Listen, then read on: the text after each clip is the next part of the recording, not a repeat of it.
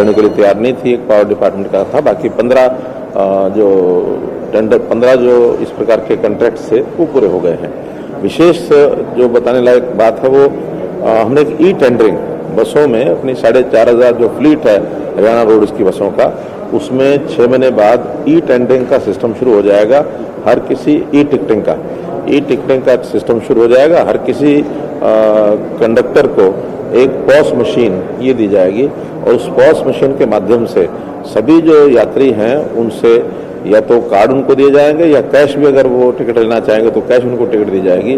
तो इस प्रकार का कंपनी के साथ एक कॉन्ट्रैक्ट हुआ है और फिर उसमें जो भी कोई छोटी बड़ी कहीं चोरी होती है या जो हमें मैनेजमेंट करने में कि पैसेंजर किस रूट पर ज़्यादा आ रहे हैं, किस पर कम है, उसका रीशेड्यूलिंग करना है, इन सारे विषयों के ऊपर चेकिंग हो जाएगी। और जो फ्री पास वाले जितने लोग हैं उनका भी अकाउंटिंग हमारी जो ट्रांसपोर्ट डिपार्टमेंट की वो भी ठीक होगी।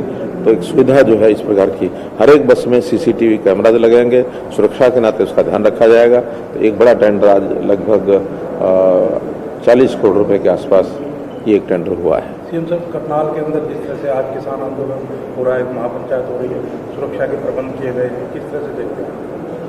देखिए, लोकतंत्र में हर किसी को अपने कार्यक्रम करने का एक अधिकार होता है। तो किसानों ने आज जो एक सभा अपनी बुलाई है वो वहाँ चल रही है और साथ ही एक 11 मेंबरी कमेटी किसानों की बनी है, उनके साथ एडमिनिस्ट्रेशन की बातचीत चल रही है। मुझे लगता है कोई ना कोई अमिकेबल रास्ता उसमें से निकल जाएगा।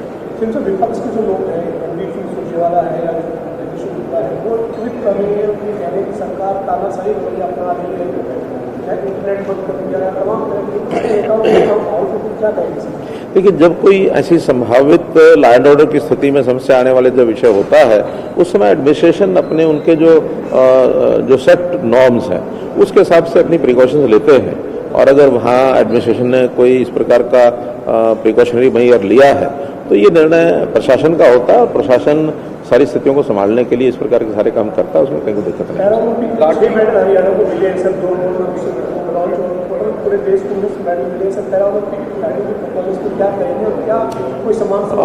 बहुत ही ये प्रसन्नता का विषय है कि जैसे ओलंपिक में हरियाणा एक अग्रणी प्रदेश इस नाते से रहा है, वैसे ही पैरा ओलंपिक में भी 19 में से 6 मेडल हरियाणा के हमारे खिलाड़ियों ने जीते हैं और हमने उनको सबको बधाई भी दी है। और बहुत आगे आने वाले समय में कोई 18-20 तारीख के आसपास कोई कार्यक्रम आयोजित करने की संभावना बन रही है कि उन सभी पैरा ओलंपिक के खिलाड़ियों को, जैसे हमने पंचकुला में ओलंपिक के खिलाड़ियों को बुला करके उनको सम्मान किया था, ऐसे ही पैरा ओलंपिक को भी बुला करके उनका सम्मान करेंगे।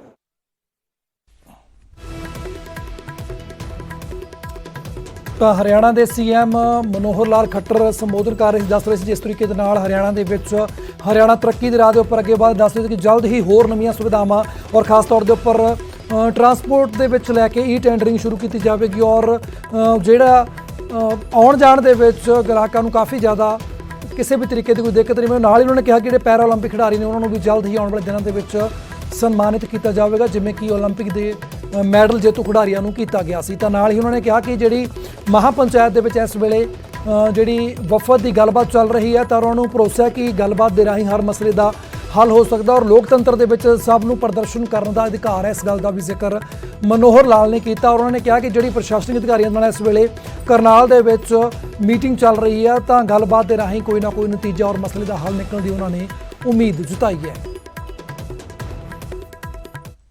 उसके हिसाब से अपनी प्रिकॉशन कोई ना कोई अमिकेबल रास्ता उसमें से निकल जाएगा।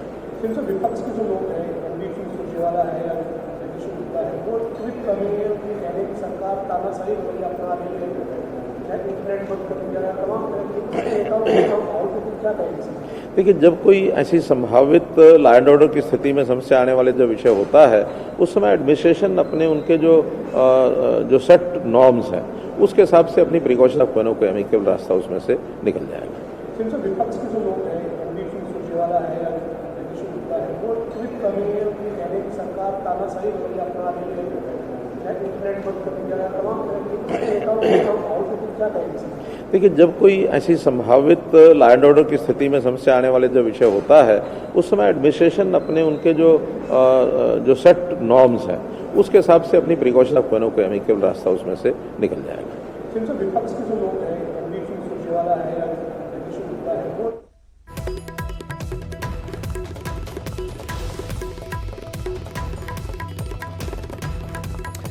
ਤਾਂ ਮਹਾਂ ਪੰਚਾਇਤ ਨਾਲ ਜੁੜੀ ਹਰ ਇੱਕ ਖਬਰ ਤੁਹਾਨੂੰ ਸਭ ਤੋਂ ਪਹਿਲਾਂ ਦੱਸਾਂਗੇ, ਪਰ ਇੱਥੇ ਵੇਲਾ ਹੋ ਚੱਲਿਆ ਇੱਕ ਛੋਟੇ ਜਿਹੇ ਕਮਰਸ਼ੀਅਲ ਬ੍ਰੇਕ ਦਾ। ਤੁਸੀਂ ਬਣੇ ਰਹੋ ਨਿਊਜ਼ 18 ਪੰਜਾਬ ਦੇ ਨਾਲ।